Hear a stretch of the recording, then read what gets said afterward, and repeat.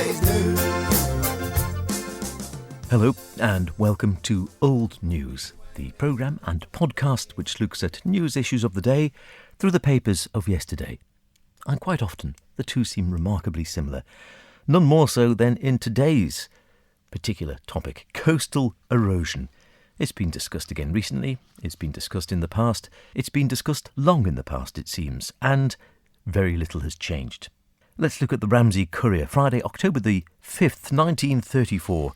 Coast erosion, it's headed. Now that winter work schemes are being talked about, perhaps the time is not inopportune for a scheme of work to be mentioned that is simply crying out to be done. But we haven't waited too long. We have in mind the great amount of coastal erosion which is steadily going on in the west of the island, from Derby to Michael. Year in and year out, the sea is steadily eating into the coastline of the island at this point. Within the last 50 years, acres of land have been swallowed by the sea, and the encroachment is still going on. About a yard in width of this piece of coast is annually lost in this way, and a scheme to deal with the erosion would be of real service to the farmers of that district. It has been found that the erosion can be stopped by the erection of suitable groins. This was discovered in an experiment carried out on the beach at Michael, where coastal erosion was definitely cured, and there has been none at this particular point for many years. The matter was investigated at the time, and we believe a report was made to Tynwald to the effect that a sum of £5,000 would be required to carry out the work. Slightly more now, perhaps. The matter was thereupon dropped. Times have changed, however. Useful work is required for the unemployed each winter. Development schemes in plenty have been carried out in Douglas and the other towns of the island. Money galore has been spent in making the island more attractive as a visiting resort, and thus indirectly helping private enterprise. Cannot a little be spared for this part of the island in saving the very land which provides a livelihood for the dwellers of the district along the coastline of Derby, Ballaugh and Michael? We commend the scheme as one deserving of sympathetic consideration. And as I mentioned, that was 1934. Well, we don't have to wait too long for things to happen on the Isle of Man, do we? The Isle of Man Examiner, Friday, September the 6th, 1935. Coastal erosion, says the article. Crumbling Derby coast, how the sea is eating in. The sea is making serious inroads on the Derby coast. This article indicates the strength of the problem that should be faced. From time to time, reports have been received as to the extent of the coast erosion at Derby, and with a view to obtaining first-hand information, an Examiner representative this week interviewed several residents in the locality and followed the coast for a distance of 2 or 3 miles, observing the ravages of the sea at this point. Where once cattle in the fields grazed and the farmer tilled his land is now part of the Irish Sea, and the waters are ever eating away large chunks of good agricultural land, depleting the farms of acres of land and threatening cottages only a stone's throw away, and a picture was there to illustrate this. Sardfield towards Ballacagh Head, one is able to see where huge slices of land have been washed from the cliffs into the sea beneath. The coast erosion here is not so severe as further along, and a farmer has estimated that only around 1 yard per year is eaten away from Derby Church along to Ballasalla Farm. This will comfort those worshippers at Derby Church who some years ago got a nasty fright when someone declared that within the next few years, and that's in the 1930s, the church would be washed away completely together with the churchyard. At the present rate of progress, it will be a long time before coastal erosion will disturb those concerned with the welfare of this old church, which, dedicated to St. Patrick, stands alone in one of the loveliest parts of the island. Happily, it still does stand, although in need of some work, I understand. Shrinking farms, it goes on. Mr. Muckton of Ballasalla Farm, who came there only 16 years ago, states that in that time the sea has encroached 50 yards at least, and he has had to move inwards the fence at the edge of the Browse, or is that Bruise, on several occasions. Alongside the Nappen there was the farm of Cronkmore, which on the old maps of the island had an acreage of something like 100 acres. Now it can hardly boast 30 acres, and the farm buildings are in ruins. Another old resident states that a lime kiln, which he remembers in a field when a boy, disappeared, and the spot where it was originally situated must now be 200 or 300 yards out to sea. At Ballateer, which is in the worst position in regard to coast erosion, Mr. Cannell, who farms there, told an Examiner representative that the sea was getting nearer each year to his house and farm buildings, and from the stackyard to the sea was less than a stone's throw. It was all good arable land that was being washed away, and periodically he had to renew his boundary fences on the brows. The worst damage was done by a southwest gale. Mr. Cannell suggested that the government should be again approached and asked to build groins to protect the coast.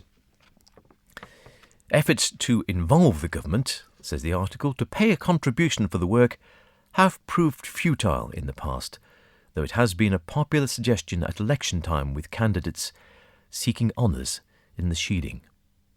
Does this bear any familiarity to today, do you think? Dwellings at Ballaholly and Ballateer will undoubtedly be affected by this coastal erosion within the next few years, the article finishes, if it continues at the same rate that it has done in the last 20 years. If we skip forward a few years to 1950, the Ramsey Courier, Friday, May the 19th. Coast erosion, a survey to be made. A party of Liverpool University engineering students are to carry out a survey of coastal erosion under expert supervision between the Dog Mills, Bride and Rue Point, Derby. And Tynwald on Tuesday voted £750 to cover the cost. Mr. R.C. Cannell expressed the hope that the work would be speeded up as there was terrible erosion at Cranstall and other points. Mr. G.P. Quine, while not opposing, had little faith in the results that would be forthcoming. He thought it was only trifling with the matter and that they should have the highest possible engineering opinion on it. The Attorney-General said this was just a question of carrying out the survey, which was necessarily before they could decide what should be done. There had not been a survey made since 1860. Mr. Quine said the sea was depositing material further along the coast. Mr. G.H. Drummond said that surely somebody in the Isle of Man could do this survey instead of running across to England every time they wanted anything done. Does that sound vaguely familiar? It was only 1950, this, of course. Mr. T.Q. Cannell, who had a considerable experience of erosion in the neighbourhood of his own farm, said he had already lost 12 acres of land and he was contemplating building a new house further in for safety. People were living in jeopardy and some of the best land in the island was being lost through being washed away. They were talking about the marginal lands question when here was good agricultural land being lost.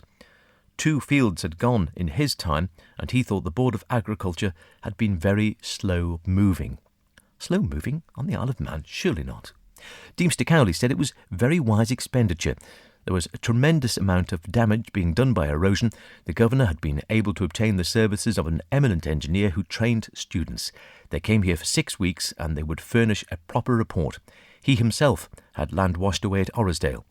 There were means of preventing erosion by planting some kind of grasses and scrub, and it was well worth the money to find out where they stood. The motion, you'll be pleased to hear, was carried. And then just finally, from 1950, the Ramsey Courier, Friday, August the 25th, by a special correspondent, we're told. There was an unofficial excursion of the Isle of Man Antiquarian and Natural History Society to Crosby and Shellig Point in Bride last week. The society is usually favoured with good weather. In over 8 years, only one excursion has had to be cancelled, but the morning was so wet it was decided this one must be cancelled. Word was sent to Mr. Broadbent, but his coach had already set off to carry the members from Peel and the west. A party from as far afield as Peel, Onken, Garwick and Mackle, including a lady of 89 years, gathered at Ramsey, and as one of the leaders, Mr. George Quayle, was present, it was decided to continue to Bride. The second leader, Mr. Ramsey B. Moore, passing along the road, saw the empty coach at Crosby and joined the party. Altogether, 30 members and friends enjoyed a most interesting afternoon, which fortunately kept fine. I can tell you, straying away from the subject somewhat, the first halt was at Crosby Farmhouse, where Mr. Kinraid, the occupier, joined the party. The name Crosby, Mr. Quayle said, meant the farm on the crossroad. The affix B, or by, was Norse, and meant the same thing as the Gaelic balla, or bally, a farm or homestead. And then it does actually go on to talk about erosion. In 1703, in the Lord's Book, it was recorded that the Lord's rent on Cranstall was reduced because of plundering by the Scots, and in the same year the Lord's rent on Shellig was reduced because of the coastal erosion. Both Mr. Quayle and Mr. Moore quoted the old story of why the Manxmen in the north eat the pudding before the broth. The land that is lost around the coast is building up the point of Ayr. Mr. Quayle told of the prophecy of an old soothsayer. Now, my apologies for the Manx pronunciation. I will have to refer to my colleague Phil Gorn on this one, because I'm going to get it wrong. Kayla Negushig, who lived nearly 1,000 years ago. And I will ask Phil for the correct pronunciation. She said that before the end, a woman in Man and a woman in Scotland would be able to wring a blanket between them. Well, it hasn't happened yet, so we haven't got to the end. Is coastal erosion still happening? Yes, it most certainly is. Are we any closer to doing a great deal about it? No, we certainly aren't. Are we still prevaricating? Yes, we almost certainly are. Is there anything new in the news? I'll leave you to decide that one. We'll have more next Sunday on Old News. Until then, cheerio. You're gonna be yesterday's news.